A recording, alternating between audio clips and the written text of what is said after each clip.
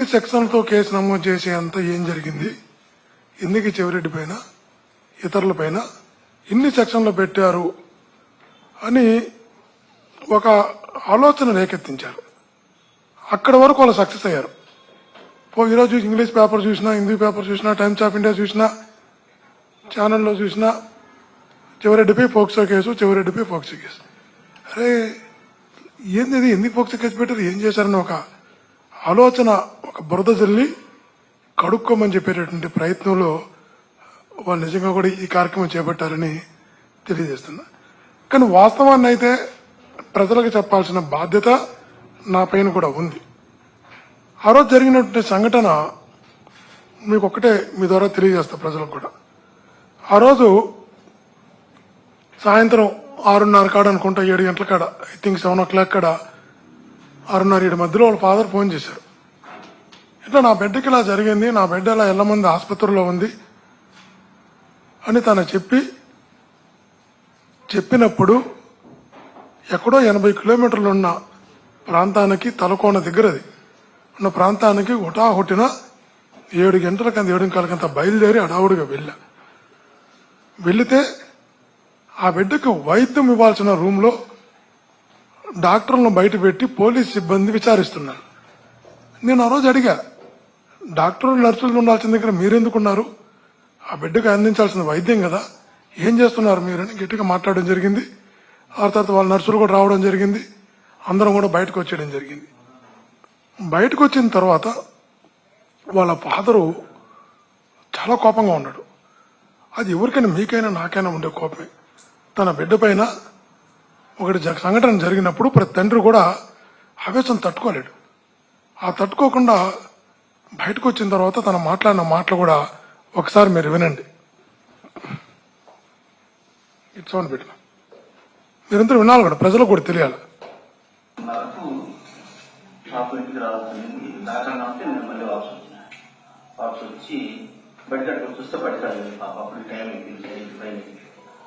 అందుకని మళ్ళీ నేను ఇంటికి పోతా ఉంటాను. ఇంటికి పోయేటప్పుడు ఇంటికి పోయినా పాప లేదు, బయటికి వెళ్ళిందని మళ్ళీ ఇంటికి బయటకు ఆడ పాప. మళ్ళీ ఇంటికానికి వచ్చేటప్పుడు ఇంటికానికి వచ్చి తరగకుండా వచ్చిన ఆ పాప వచ్చేది, ఆ ఇంటికి తరగకుండా వస్తే ఆ పాప అక్కడ పడేసినారు. పాపని చెట్టలో పడేసింటే నేను ఆ దారిని వస్తా అంటే ఆ పాప సౌండ్ పడింది, మూలతా చిన్న సౌండ్. అప్పుడు పోయి నేను తెచ్చిన ఆ పాపను ఎత్తుకొని హాస్పిటల్కి వచ్చి మళ్ళీ అన్న ఫోన్ చేసి ఇంటికి వచ్చినాం. హాస్పిటల్కి బండిలో తీసుకొని వచ్చినాం. అసలు ఎవరనేది తెలియలేదు సార్. పిల్లల పాప కూడా గుర్తుపట్టలేదు. ముక్కి గుడ్డలు కట్టుకున్నాడు. అందరూ బయటలో వచ్చినారు. పాపను పట్టుకుని మాత్రం గుర్తుంది అంట. ఆ పాపకి ఏదో తాకినారు, మళ్ళీ ఏం గుర్తులేదు. అక్కడ బారేసిపోయినాక మెలకు వచ్చినాక వచ్చింది పాప, మళ్ళీ తెలిసిందాం. అదే దాంట్లో బారేసినారు. ఎక్కడ పట్టుకున్నారో మళ్ళీ తీసుకురాలి బారేసి పైన చెప్పింది దీపాపైన అని వేరే వాళ్ళకి వీడియో కాల్ చేసి చూపించారండి. వీళ్ళు ఇంకొక మనిషి ఆ పాప చెప్పింది, పాపను కింద పడేసి కొంచెం కొట్టుకొని చెప్పినారంట. అడిగినారు వాళ్ళకి వీడియో కాల్ చేసి, ఈ పాపేనా నువ్వు చెప్పింది, ఈ పాపేనా అని అడిగినారంట. నా పేరు రమణ, కొత్త మాట చూసి చెప్తాము, రిపోర్టింగ్ మేము చెక్ చేసి చెప్తామన్నా. మీడియా అడిగించుకొని పోవాలి. తెలియదు కావాలంటే మీరు గవర్నమెంట్ హాస్పిటల్ వెళ్ళిపోండి. కట్టు మీద తన్ని గట్టిగా కత్తి తీసుకొని కోసినారు. కట్టు మీద ఇలా కోసినారు. చాకు దెబ్బలు కూడా ఉన్నాయి. కట్టు మీద తన్నారు. అప్పుడు ఆక్సిజన్ ఏదో తాకినారు. మధ్య అసలు మధ్య లేదంట. మన ఒక గంట దాకా ఆ బాబు మనసు రాలేదు. తాగినాక ఏమి తాగుతున్నారో తెలియదు. ఆ తాకన్నా ఉంటేనే పాప తగ్గింది కడుపు మీద. ఏదో మాత్ర వేసి నెలలో తాకున్నారు. మాత్ర వేసి నెలలో అది దంచి నెలలో బాటిల్లో వేసి ఆ బాటిల్ తాకినారు బలంతంగా. ఆ బాటిల్ తాకన్నా ఉంటే కడుపు మీద తన్నారు. ఆ బాబు కడుపు మీద తన్ని ఆ సూర్యకునికి కోసిన కత్తి తీసుకొని చంపేస్తాం. మనకి ఊరి మీద ఎత్తే డౌట్ లేదు. ఈ పక్కన మేము ఎవరికి రంగులు రాత్రులు కూడా లేవు. కాకపోతే ఊరి దిగాలి. అది కావాల్సింది ఏం కావాలన్నా వాయితో కూడా వాళ్ళు వైద్యం కానీ చేస్తున్నారు. వాళ్ళు పట్టుకొచ్చి వాళ్ళు పోలీస్ స్టేషన్ వేసి వాళ్ళు గుర్తిస్తే సార్ అది కావాల్సింది. మీరు విన్నారు ఒక తండ్రి మాట్లాడిన మాటలు. నాకు బగిసానం అయినా పర్వాలేదు, బగిసానం అంటే మాకు చిత్తూరు భాష, బగిసానం అంటే పరుగుపోయినా పర్వాలేదు, వానైతే ఉరి తీయాల్సిందే, నా బిడ్డని ఇలా కాలుతో తన్నాడు ముందు దాపి. పాపం నిజంగా కూడా ఒక తండ్రి ఆవేదన మీరు విన్నారు. ఇది ఇలా జరిగింది. గట్టిగా మనం కూడా మాట్లాడడం జరిగింది అక్కడున్న అధికారులతో. ఆ బిడ్డకి మెరుగైన వైద్యం అందించారు, ఇక్కడ పెట్టుకొని ఉంటే ఎట్లని గట్టిగా రిక్వెస్ట్ చేసి ఆ బిడ్డని తిరుపతికి మెరుగైన వైద్యం కోసం తిరుపతికి తీసుకురావడం జరిగింది. తెల్లారు 1 గంటకు 1:30కు మెరుగైన వైద్యం అందించమని డాక్టర్లు కూడా విజ్ఞప్తి చేయడం జరిగింది. 1:30కి డాక్టర్లు ట్రీట్మెంట్ స్టార్ట్ చేసిన తర్వాత మేము ఇంటికి వెళ్ళి స్నానం చేసి నేను ఒంగోలుకి వెళ్ళిపోయినా. ఆ రోజు ఒంగోలులో నాకు పార్టీ మీటింగ్ ఉంది, అఫీషియల్ మీటింగ్ ఉంది. తెల్లారుతూ 9 గంటలకంతా 9:10కంతా ఒంగోలుకి వచ్చి ఒంగోలు మా మీటింగ్ సాయంత్రంతో ఒంగోలు ఉండిపోయినా. నేను ప్రస్తుతం మాట్లాడాలా, సోషల్ మీడియాలో మాట్లాడాలా, పబ్లిక్ లో మాట్లాడాలా, ఆ బిడ్డ గురించి మాట్లాడాలా, ఆ సంఘటన గురించి మాట్లాడాలా. నా వాయిస్ ఎక్కడ లేదు, ఎవరైనా నా వాయిస్ చూపించమని చెప్పండి.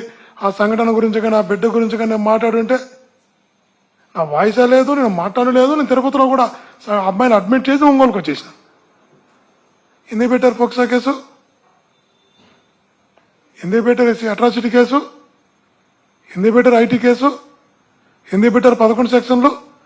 దీంట్లో తమాషాన అంశం ఇంకోటి ఏంటంటే, నాగార్జున రెడ్డి అని అక్కడ మండల పార్టీ అధ్యక్షుడు వైఎస్ఆర్ కాంగ్రెస్, తన బిడ్డని ఆసుపత్రికి తీసుకెళ్లతో తన రోడ్డు మీద వదిలేసి వెళ్ళిపోయారు పోలీసులు. పోలీస్ జీబులో తీసుకెళ్లారు. పోలీసులు ఏం చెప్పారు, పీలార్ తీసుకెళ్తున్నామని చెప్పారు, రొంపుచర్లు అన్నారు, తిరుపతి తీసుకొచ్చారు. తన తండ్రి రోడ్డు మీద వదిలేసి వెళ్ళిపోతే తండ్రి బిడ్డ ఎక్కడ అర్థం కాక టెన్షన్ పడుతుంటే నాగార్జున రెడ్డి అనే అతను తన కారులో ఎక్కించుకొని తను డ్రైవ్ చేసుకుంటూ తన తండ్రిని తీసుకొని పోలీస్ జీప్ వెనకాలనే తన బిడ్డ దగ్గర తన తండ్రిని చేర్చేదానికి పీలేరుకి, రొంపుచర్లకి, తిరుపతికి తెల్లారు 1:30 దాకా డ్రైవ్ చేశాడు. పాపం చేర్చి తన బిడ్డ దగ్గర తన తండ్రిని చేర్చి తను వెళ్ళిపోయినాడు. తన పైన కూడా ఎవరైతే తన బిడ్డ దగ్గర తన తండ్రిని చేర్చాడో ఆ తండ్రి చేత సంఘటన జరిగిన 22 రోజుల తర్వాత ఆ నాగార్జున రెడ్డి పైన కూడా తన తండ్రితో కేసు పెట్టించారు. ఎవడైనా మనిషి అనేవాడు, మానవత్వం ఉన్నవాడు ఎవడైనా ఒక క్షణం ఆలోచిస్తాడు కదా. తన తండ్రిని తీసుకుని తన బిడ్డ దగ్గర చేర్చింది. అతను రాత్రి 1:30 వరకు కనీసం ఒక 100 కిలోమీటర్ 150 కిలోమీటర్ డ్రైవ్ చేశాడు. పీలేరు, రొంపుచర్ల, తిరుపతి. తన పైన కేసు పెట్టారు, తన తండ్రి చేత పెట్టించారు. 22 రోజుల తర్వాత తన తండ్రి పిలిస్తే నేను వెళ్ళా, ఇట్లా జరిగిందంటే వెళ్ళా. తను జరిగిన సంఘటన తనే చెప్పాడు, ఏం జరిగిందో నాకు బైచానం అయినా పర్వాలేదు, నా బిడ్డకి చేస్తారు, వాళ్ళకి ఉరి తీయాల్సిందే అని. ఇది వాస్తవం అయితే 22 రోజుల తర్వాత ఈరోజు కేసు పెట్టారు. నేను అడుగుతున్నా, ఆ పాపను ఆసుపత్రిలో చేర్చినప్పుడు రిపోర్ట్ ఇచ్చింది. ఆ అమ్మాయి ఇచ్చిన కంప్లైంట్లు ఎవరైనా వైఎస్ఆర్సీపీ వాళ్ళు కానీ ఇతరులు కానీ ఎవరి పేర్లు ఉన్నాయా? జరిగితే అమ్మాయి చెప్తుంది కదా, ఎవరో 2 అన్నోన్ పర్సన్ చెప్పింది. ఆ తర్వాత ఆ అబ్బాయిని డిటెన్షన్ చేశారు, ఒక పిల్లని పట్టుకొచ్చి జైలుకి పంపారు. ఆ డిటెన్షన్ రిపోర్ట్ ఎవరి పేరైనా రాశారా? అది లేదు. తర్వాత తన తండ్రి ఇచ్చిన స్టేట్మెంట్ ఇచ్చాడు. తన తండ్రి ఇచ్చిన స్టేట్మెంట్లో ఎవరి పేర్లు లేవు. తర్వాత ఎస్పీ ప్రెస్ మీట్ పెట్టాడు మరుసటి రోజు. ఎస్పీ పెట్టే ప్రెస్ మీట్లోనే ఎవరి పేర్లు లేవు. 22 రోజుల తర్వాత సంఘటన జరిగిన తర్వాత ఇప్పుడు ఆ తండ్రిని గురువారం తీసుకెళ్లారంట. సంతకాలు పెట్టమంటే ఆ ఊర్లో చెప్తున్నారు మాకు, తప్పిది, నా బిడ్డను కాపాడడానికి వాళ్ళు వచ్చారు, వాళ్ళ మీద మేము కేసు వెళ్ళిపోయినాడు. శుక్రవారం పిలిపించారంట. ఆదివారం పిలిపించి ఏం పెట్టుకున్నారు, వైట్ పేపర్లో సంతకం పెట్టుకున్నారని తను గ్రామస్తులు అన్నమాట. అది కూడా ఏంటంటే 5 పేజీలు స్టేట్మెంట్ రికార్డ్ చేసి తీసుకొచ్చారంట.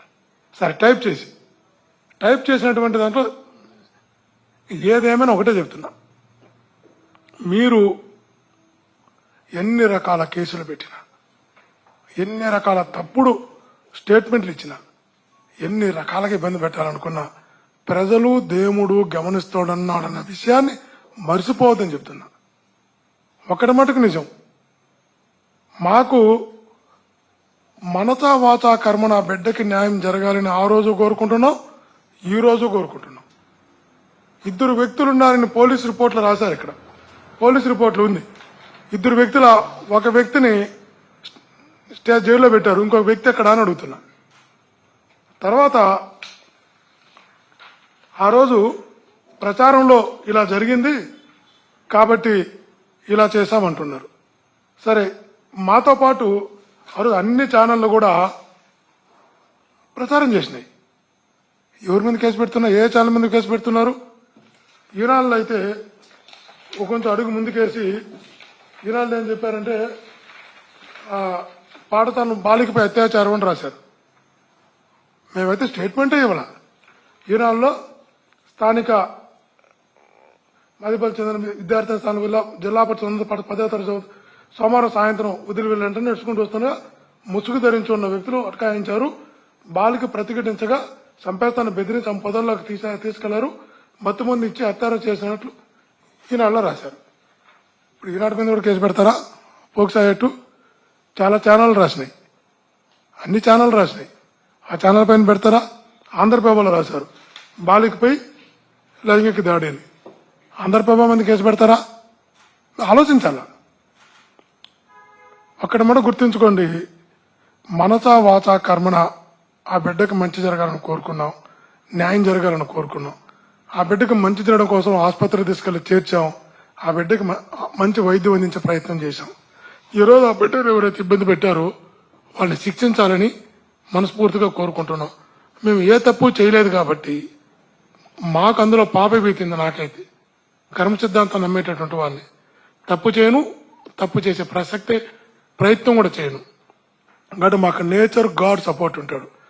మీకు ఒకటే చెప్తున్నా, ఇట్లాంటి కేసులు పెట్టి పోక్సో యాక్ట్లు కానీ, ఎస్సీ ఎస్టీ యాక్ట్లు కానీ, ఆర్టీ యాక్ట్లు కానీ, ఐటీ యాక్ట్లు కానీ, ఏ యాక్ట్ అయినా పెట్టుకోండి. 11 కాదు 15 పెట్టుకోండి సెక్షన్లు. ఒకరిని భయపెట్టి ఇంకొకరిని బెదిరించాలనుకుంటే ఎవరు భయపడే వాళ్ళకి లేరని కూడా తెలియజేస్తున్నా. 2011 నుంచి 2019 వరకు 88 కేసులు నా పైన పెట్టారు. నెలలు జైల్లో పెట్టారు. తమిళనాడు తీసుకెళ్లి కొట్టారు. కడప సెంట్రల్ జైల్లో తీసుకెళ్లి కొట్టారు. ఎన్ని రకాలు చేయాలో అన్ని రకాలు చేశారు. ఎదుర్కొన్నటువంటి వాడిని ఎప్పుడు వెన్ను చూపించి పారిపోయినటువంటి వ్యక్తిని కాదు. ఇలాంటి సెక్షన్లు పెట్టో, ఇలాంటి కేసులు పెట్టో, ఇట్లా బెదిరిస్తూ చెయ్యాలనుకుంటే ఖచ్చితంగా చెప్తాను, ఎదుర్కోవడానికి సిద్ధంగా ఉన్నాం. భయపడే ప్రసక్తే లేదు. ఇంకిన్ని సెక్షన్లు పెట్టినా కూడా భయపడే ప్రసక్తే లేదు. మీ ద్వారా వాళ్ళకి తెలియజేస్తున్నాం, యాంటిసిపేటర్ బెయిల్ కూడా నేను అప్లై చెయ్యను. నా ఫోన్ కూడా ఆఫ్ చెయ్యను. తప్పు చెయ్యలేదు కాబట్టి మీకు ఎప్పుడైనా మీరు శిక్షించాలనుకుంటే, ఎప్పుడైనా జైలుకి పంపాలనుకుంటే, నన్ను జైలుకు పంపడం వల్ల మీకు సంతృప్తి కలుగుతుందనుకుంటే, శివరెడ్డిని జైలుకి పంపి ఆనందపడదామనుకుంటే, ఏ తప్పు చేయని నన్ను ఇబ్బంది పెట్టాలనుకుంటే ఎదుర్కోవడానికి సిద్ధంగా ఉన్నా. అవసరమైతే మీ తప్పుడు కేసుల వల్ల జైలుకి వెళ్ళడానికి కూడా సిద్ధంగా ఉన్నా. మీకు చాలా స్పష్టంగా ఆ విషయాన్ని కూడా తెలియజేస్తున్నా. ఒరిజినల్గా నిజంగా చెప్పాలంటే, ఒరిజినల్గా పోక్సో కేసు విపరీతమైన అడావుడి చేసి, విపరీతమైనటువంటి న్యూసెన్స్ చేసి, ఈ ఇష్యూని ఇంత దాకా తీసుకొచ్చి రోడ్డు మీదకి లాగిన పోలీసుల మీద, సంబంధిత పోలీసు అధికారుల మీద పోక్సో కేసు పెట్టాలి. ఫస్ట్ వాళ్ళ పైన పెట్టాలి. ఎందుకంటే ఇంత అడావుడి చేసి, న్యూసెన్స్ చేసి, ఆ బిడ్డను తీసుకొని పీలేరుకి వెళ్ళి, ఆ బిడ్డను తీసుకొని రోడ్లు అసలు మళ్ళా రొంపిసర్లు అంటూ, ఆ తర్వాత తిరుపతి అంటూ ఎక్కడ తీసుకెళ్తున్నారో చెప్పకుండా ఆసుపత్రి తీసుకొచ్చి 100 మంది పోలీసులను పెట్టి మొత్తం గందరగోళం చేసి, రాద్ధాంతం చేసి, ప్రెస్ మీట్లు పెట్టి, ప్రెస్ స్టేట్మెంట్లు ఇచ్చి చేసినటువంటి నిజంగా పోలీసుల పైన పోక్సో కేసు పెట్టాలి ఫస్ట్. ఎందుకంటే ఆ బిడ్డ పరువును, ఆ తండ్రి పరువును, ఆ కుటుంబ పరువును రోడ్డుకి లాగింది పోలీసులే. వాళ్ళే లాగారు రోడ్డుపైకి. వాళ్ళపైన ముందు పెట్టాలి. మాకు ఒక ఎస్పీ గారు వచ్చారు, సుబ్బరాయుడు గారు, ఒక అడిషనల్ ఎస్పీ గారు వచ్చారు, రఘుమనోహరాచారి గారు. పాపం కూటమి ప్రభుత్వం కళ్ళల్లో అయితే చెప్తారు కదా, ఇప్పుడు సంతోషం చూడాలని పాపం ఇద్దరు కూడా ప్రతి క్షణం తప్పిస్తున్నారు. ఆ తప్పించే క్రమంలో పాపం 22 రోజుల పాటు ఆ తండ్రి ఎక్కడ వాస్తవాలు చెప్పేస్తాడు అని ఆ తండ్రి చుట్టూ 2 పోలీసులు కంటిన్యూగా ఆలోచన పెట్టారు. ఎవడైనా ఆ పాపను ఇబ్బంది పెట్టినాడు ఈయన పట్టుకుని రావాలి, కానీ తండ్రి చుట్టూ 2 కానిస్టేబుల్ పెట్టి ఆ రోజు నుంచి పాపం నిద్ర లేకుండా శ్రమపడ్డారు. శ్రమపడి 22 రోజుల తర్వాత ఏదో ఒక రకంగా భయపెట్టు, బలవంతం పెట్టు, ప్రలోభపెట్టి ఏం చేశారో, ప్రలోభమో భయమో బలవంతమో పెట్టి ఆ తండ్రి చేత స్టేట్మెంట్ ఇప్పించి మా అందరి మీద కేసులు పెట్టించి పాప రాత్రి ప్రశాంతంగా నిద్రపోయి ఉంటారు. అంతగా శ్రమించినటువంటి మా జిల్లా ఎస్పీ గారికి, అడిషనల్ ఎస్పీ గారికి అభినందనలు తెలియజేస్తున్నా. పాపం 22 రోజుల పాటు ఆ కేసు పెట్టేంత వరకు వాళ్ళు పడ్డ శ్రమ మన చిత్రువు కూడా రాకూడదని కోరుకుంటున్నా. కానీ ఒకటి మాట చెప్తున్నా, నేను మీరంతా కూడా భాస్కర్ రెడ్డి అంటే వీడికి మొరుడోడు అనుకుంటారు, మొండోడు అనుకుంటారు. మీకు చెప్తున్నా, అంతకన్నా మించి నేను లా గ్రాడ్యుయేట్ని, అంతకన్నా మించి నేను పిహెచ్డి వరకు చదువుకున్నాను. చట్టము తెలుసు, చట్టము చదివే, న్యాయశాస్త్రము చదివే. తప్పకుండా ఎవరెవరైతే తప్పుడు కేసులు పెడుతున్నారో వీళ్ళందరిని కూడా ఖచ్చితంగా న్యాయస్థానం ముందు అయితే దోషులుగా నిలబెడతా. ఒకరోజు ఆలస్యం కావచ్చు, వదిలిపెట్టే ప్రసక్తే లేదు. ఫస్ట్ పన్ను నష్టం దావా వేస్తున్నా ఈరోజు. తర్వాత నాకు ఉన్నటువంటి సివిల్ రైట్స్ ఏదైతే ఉన్నాయో దానికి వైలేషన్ కలిగిస్తుంది రిట్ కూడా ఫైల్ చేస్తున్నా. ఇది కాకుండా నిజంగా ఎవరైతే ఆ బిడ్డని, ఆ కుటుంబ పరువును రోడ్డు మీదకి లాగారో ఛానళ్ళు కానీ, పత్రికలు కానీ, పోలీసులు కానీ వీళ్ళందరినీ వదిలిపెట్టి మా మీద పెట్టినందుకు ప్రైవేట్ కేసు కూడా వేసి వీళ్ళందరినీ కూడా న్యాయస్థానం ముందు నిలబెడుతున్నా. ఇంతమంది మీకు ఐడియా ఉంటుంది. ఇదే పరిస్థితుల్లో చంద్రశేఖర్ రెడ్డి అని ఒక అడిషనల్ ఎస్పీగా ఉండేవాళ్ళు. ఇదే రకంగా తప్పుడు కేసులు పెట్టి ఇబ్బంది పెడితే ప్రైవేట్ కేసు వేస్తే కరుణాకర్ రెడ్డి గారి మీద పెట్టారు. అప్పుడు వేస్తే తర్వాత తను పడ్డ ఇబ్బంది 2003లో జరిగే సంఘటన మేము కూడా ఆ రోజు చెప్పాం, నువ్వు తప్పుడు కేసులు పెడుతున్నావు, ఏదో ఒక రోజు దీన్ని నొప్పి ఈ పెయిన్ భరిస్తావని. తర్వాత అతను పడ్డ ఇబ్బంది, ప్రమోషన్ రాక, ప్రమోషన్ అందుకోలేక, కోర్టుల చుట్టూ తిరగలేక, వాయిదాకు రాలేక, చివరికి పెద్ద ఆయన రాజశేఖర్ గారి దగ్గరికి వెళ్ళి రాజశేఖర్ గారిని కొయ్యమోరంటే ఆ రోజు కోర్టు ముందు కరుణాకరణ వెళ్ళి కేసు విత్డ్రా చేసుకున్నందుకు మనశ్శాంతి లేదు. తప్పుడు కేసులు పెడితే తర్వాత ఎలా ఉంటుందని. ఇదే రకంగా ప్రద్యుమ్న గారు మా జిల్లా కలెక్టర్గా ఉన్నారు. ఎలక్షన్ అప్పుడు చెప్పాం, ఎట్ట పడితే అటు చేస్తున్నాం, అన్యాయంగా చేస్తున్నాం, తప్పులు చేస్తున్నాం, మేము ఖచ్చితంగా న్యాయస్థానాన్ని ఆశ్రమిస్తాం అంటే వినకుండా ఆ రోజు కొంచెం ఎవరు కళ్ళల్లో వెలుగులు చూడాలా, సంతోషం చూడాలని చేశాడు. ఈయన చేసిన పుణ్యానికి సెంట్రల్ ఎలక్షన్ కమిషన్ 10 మందిని సస్పెండ్ చేసింది. ఇప్పటికి వాళ్ళు పెన్షన్ రాలా. ప్రద్యుమ్న గారి మీద కూడా ఎలక్షన్ కమిషన్ విచారణకు ఆదేశించింది. పాపం నిజంగా ఆయన ఎప్పటికీ జీవితాంతం ప్రద్యుమ్న గారు జగన్మోహన్ రెడ్డి గారికి రుణపడి ఉండాలి. జగనన్నతో పాటు ధనంజయ రెడ్డి గారు కూడా రుణపడి ఉండాలి. వాళ్ళిద్దరు ఐఏఎస్ ధనంజయ రెడ్డి, వీళ్ళిద్దరూ ఆ రోజు ధనంజయ రెడ్డి గారు జగనన్న సార్కి చెప్పడం, సీఎం గారికి అప్పుడున్న జగన్మోహన్ రెడ్డి గారికి పోనీ అని చెప్పి ఆ విచారణ చేసినటువంటి వాళ్ళని క్షమించి వాళ్ళకు గుణం ఉంది. రాజశేఖర్ గారు ఆ రోజు అతను పోనీ అన్నట్టు ప్రద్యుమ్న గారి విషయంలో కూడా జగనన్న ఆ రోజు పోన్లే మన ఆఫీసరు, మన స్టేట్ ఆఫీసరు అని చెప్పి తను జగనన్న పుణ్యాన కేసులోంచి బయటపడ్డాడు. కాదని తను చెప్పండి చూద్దాం. అంటే విచారణలో క్లియర్గా, ఎందుకంటే 10 మంది పీఓలు, ఏపీఓలు సస్పెండ్ అయితే కలెక్టర్ గారి ఆదేశాల ప్రకారం ముందు కలెక్టర్ గారి మీద జరుగుతుంది. కాబట్టి ఎట్టి పరిస్థితుల్లో ఎగ్జాంపుల్ చెప్తున్నాం మీకు. నేను ఈరోజు చెప్తున్నా, మీరు కొట్టే దెబ్బ ప్రతి అధికారి ఎవరినో సంతృప్తిపరచడం కోసం, ఎవరి కళ్ళల్లో సంతోషం చూడడం కోసం మీరు కొట్టే దెబ్బ, మీరు పెట్టే కేసులు తాత్కాలికంగా మాకు పెయిన్ కలిగిస్తాయి, తట్టుకోవాలి తాత్కాలికంగా. కానీ తర్వాత మేము న్యాయస్థానాలను ఆశ్రయించే విధానం చట్టాన్ని, న్యాయాన్ని వాడుకుని, చట్టాన్ని, న్యాయాన్ని ఉన్నటువంటి ఇచ్చినటువంటి హక్కులను వాడుకుని చేసేటటువంటి ఈ తప్పులు చేసిన వారి మీద చేసేటటువంటి కేసులు రిటైర్డ్ అయినా కూడా పెన్షన్లో కూడా ఇబ్బంది వస్తాయి. ఖచ్చితంగా కోర్టుల ముందు, న్యాయస్థానం ముందు దోషులుగా నిలబడుకోవాల్సి వస్తుంది. మీరు మా మీద కేసు పెడితే జైలుకి పంపితే అలవాటు పడ్డ శరీరం తట్టుకుంటుంది, నిలబడతాం, కాపాడుకుంటాం కేడర్ని. తర్వాత మీరు చేసిన ప్రతి తప్పుని ఈ ఒక్క కేసులోనే కాదు, ప్రతిరోజు మీ పరిపాలనలో మీరు చేసేటటువంటి తప్పులను కూడా ఖచ్చితంగా తప్పులను, అవినీతిని అన్నిటిని కూడా ఆధారాలతో బయటకు తీసి, చదువుకున్న వ్యక్తిగా చెప్తున్నా, ఆధారాలతో బయటకు తీసి కోర్టు ముందు ఖచ్చితంగా దోషులుగా నిలబెట్టేంత వరకు మా ప్రయత్నంలో లోపం లేకుండా చేస్తామనే విషయాన్ని కూడా మీ ద్వారా తెలియజేస్తూ, డెమోక్రటిక్ వాల్యూస్ లేకుండా చేస్తున్నటువంటి మీ ప్రయత్నం ఏ రోజుకైనా కూడా భవిష్యత్ తరాలకు కూడా ఇది ప్రమాదాన్ని తెచ్చిపెడుతుంది. భవిష్యత్తులో కూడా ఇది ఒక అలవాటుగా, ప్రాక్టీస్గా మారుస్తుంది. ఇట్లాంటి ఎప్పుడు కూడా చేయకండి.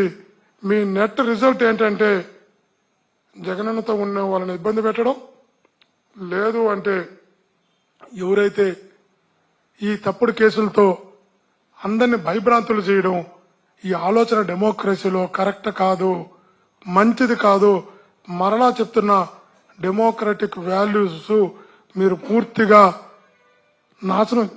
నాశనం చేస్తున్నారు, కరెక్ట్ కాదు. ఒక్కసారి చెప్తున్నా, గుర్తుంచుకోండి.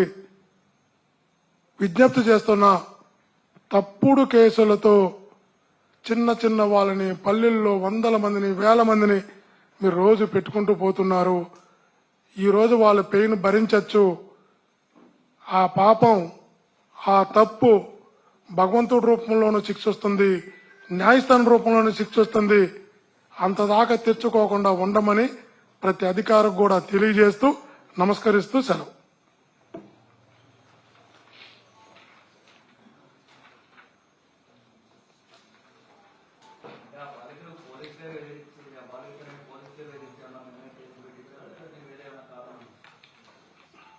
ఎట్లా నిజంగా ఆ బిడ్డ తండ్రి నాకు ఫోన్ చేస్తే నేను వెళ్ళా. నా మీద ఆ బిడ్డ తండ్రి ఎందుకు కేసు పెడతాడు? ఆ బిడ్డ తండ్రిని హాస్పిటల్కి తీసుకెళ్ళిందే మేము. మా మీద ఎలా కేసు పెడతాడు? అది పెట్టాలనుకుంటే, నిజంగా అలా జరుగుంటే, ఆ బిడ్డ తండ్రికి ఆ కోరిక ఉంటే, నిజంగా అలా బాధ ఉంటే, జరిగిన 2వ రోజు 3వ రోజు కేసు పెట్టారు. 22 రోజుల తర్వాత ఎందుకు కేసు పెడతారు? 22 రోజులు ఎందుకు టైం తీసుకున్నారు? జనాలకు సమాధానం చెప్పాలి. అంటే పరామర్శిస్తే ఫోక్సో యాక్ట్లా, ధైర్యం చెప్తే, అండగా ఉంటామని చెప్తే, మెరుగైన వైద్యం అందించమని చెప్తే ఎస్సీ ఎస్టీ యాక్ట్లు, ఆర్టీ యాక్ట్, ఐటీ యాక్ట్లు ఇన్ని పెడతారా? ప్రజలు గమనించరా ఇవన్నీ? Thank you. 100